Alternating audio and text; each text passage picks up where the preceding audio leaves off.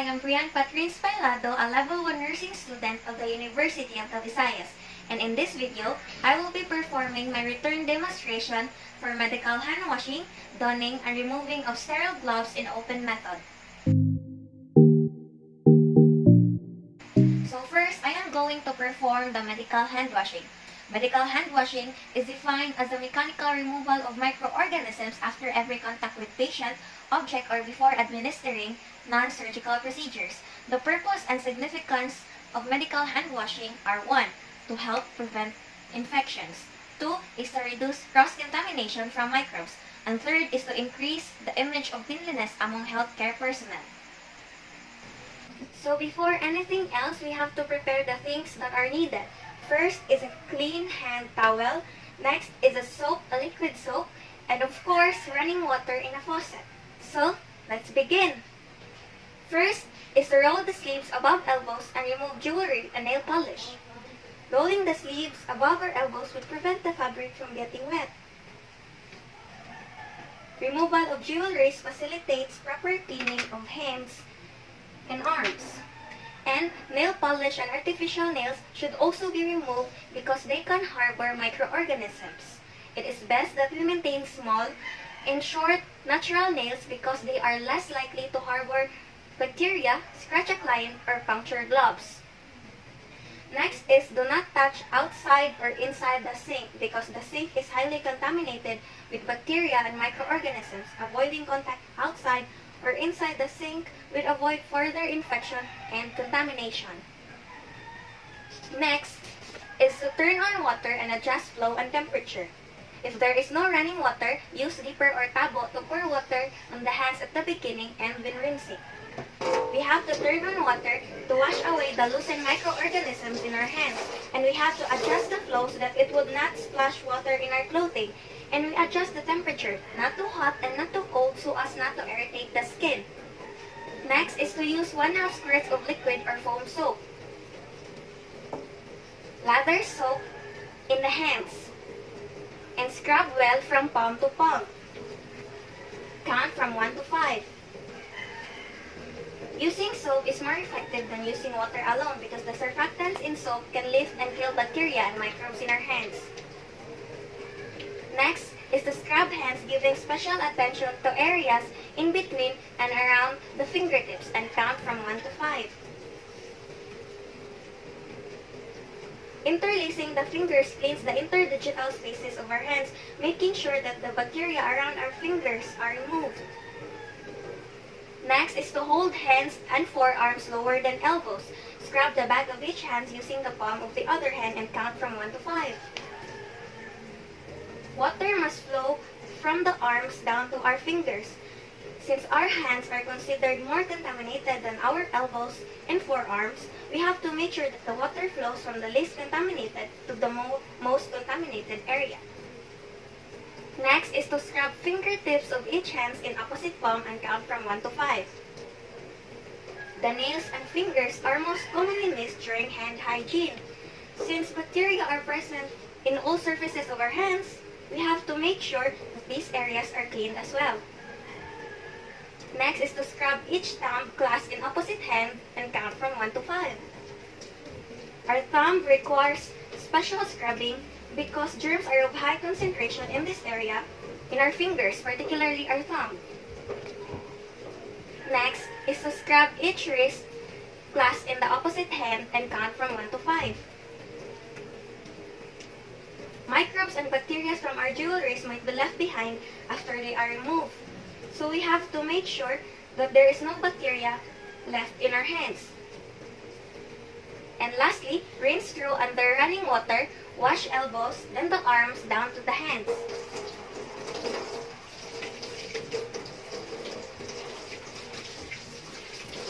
Running water rinses away the microorganisms and residual hand washing agent in our hands.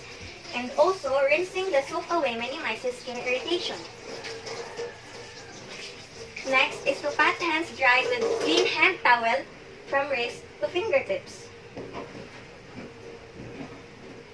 Hands must be dried after hand washing because germs can easily be transferred to and from wet hands. And also, hands must be pat gently because rubbing vigorously could lead to skin lesions. And lastly, turn off water using the same paper towel if faucet is hand operated. This prevents the nurse from picking up microorganisms in the faucet and also avoid the risk to recontamination of hands. So, that would be all. Thank you.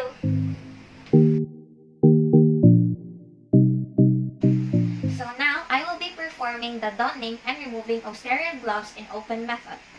Sterile gloves are worn during many procedures to maintain sterility of equipment and protect a client's wound. They may be done through open method or closed method. The open method gloving, which I will be performing now, is most frequently used outside the operating room because the closed method gloving requires the nurse to wear a sterile gown. And the purpose and significance of gloving is first to enable the nurse to touch and handle sterile objects freely without contaminating them, and two is to prevent transmission of potentially infective microorganisms from the nurse's hands to the client who is at high risk of infection. And now, I will be performing the donning of sterile gloves in open method. Before we begin, we have to prepare the things and the equipment that we need, which is a package of sterile gloves. So, without further ado, let us begin with the first step, which is wash hands. Washing hands must be done prior to gloving to prevent healthcare-associated infection and contamination. Hands must be free from microorganisms that might transfer to the sterile gloves. Since we've already done the medical hand washing in our previous procedure, we will now be proceeding to the second step, which is place the package of gloves on a clean, dry surface because any moisture on the surface would contaminate the gloves. Next is to open the outer package without contaminating the gloves or the inner package. Sterile gloves have outer package and thus it must be removed before applying the sterile gloves, and the inner package must always remain sterile. Next is remove the inner package from the outer package. So remove the inner package because it is where the sterile gloves are stored for use. Next is open the inner package. Make sure not to touch the inner surface because the inner surface is next to the sterile gloves, and we have to assure that the gloves are sterile and free from contamination. Next is put the first glove on the dominant hand. We use the dominant hand first because it is associated with handedness and effective connectivity to the motor system. Next is grasp the 2-inch wide cuff with the thumb and the first two fingers of the non-dominant hand touching only the cuff.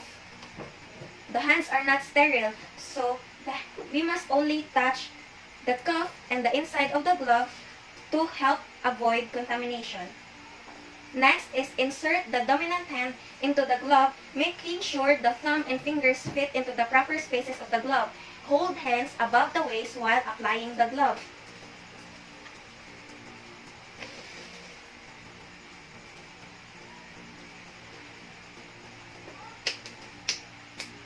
If thumb is kept against the palm, it is less likely to contaminate the outside of the glove. Meanwhile, we have to apply the glove above our waist to avoid contamination and to help it remain sterile. Next is to put the second glove on the non-dominant hand because this will complete gloving both hands. If only one hand is gloved, we cannot assure full sterility in carrying out our procedure. Next, with the glove dominant hand, slip your fingers under the cuff of the other glove thumb abducted, making sure it does not touch any part of your non-dominant hand. The glove hand must not touch any part of your non-dominant hand or the inside of the glove because it will be exposed to contamination. Next, gently slip the glove onto your non-dominant hand, making sure the fingers slip into the proper spaces.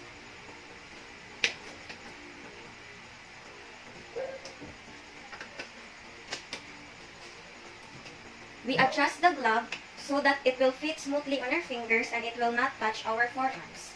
And lastly, with gloved hands, interlock fingers to fit the gloves into each other because perfectly fitting gloves are important not just for comfort but for the safety of the patient and the nurse. Now, I'm done with donning the sterile gloves. Now I will be performing the last procedure in this video, which is the removing of unsterile gloves. Unsterile gloves must be removed for it to be disposed to avoid possible contamination and transmission of microorganisms by direct contact. So now I will be proceeding with the removal of unsterile gloves. First is to slip gloved fingers of the dominant hand under the cuff of the opposite hand. This keeps away the unsterile parts of the gloves from touching the skin of the wrist or hand. Next is to pull the glove down to the fingers, exposing the thumb. This is to easily remove the unsterile glove of the non-dominant hand. Next is to slip the uncovered thumb into the opposite glove of the wrist, allowing only the glove-covered fingers of the hand to touch the soiled gloves.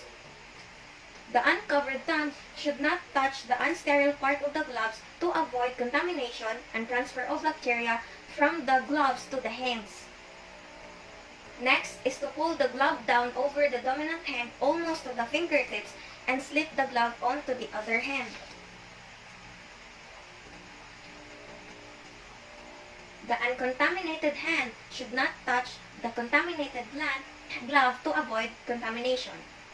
Next, with the dominant hand touching only the inside of the glove, pull the glove over the dominant hand so that only the inside, the clean surface, is exposed. The unsterile part of the glove is folded inside in order to avoid the transfer of microorganisms through direct contact. Next is dispose of soiled gloves. Soiled gloves must be thrown away immediately because they are not reusable and are highly contaminated. And lastly, wash hands.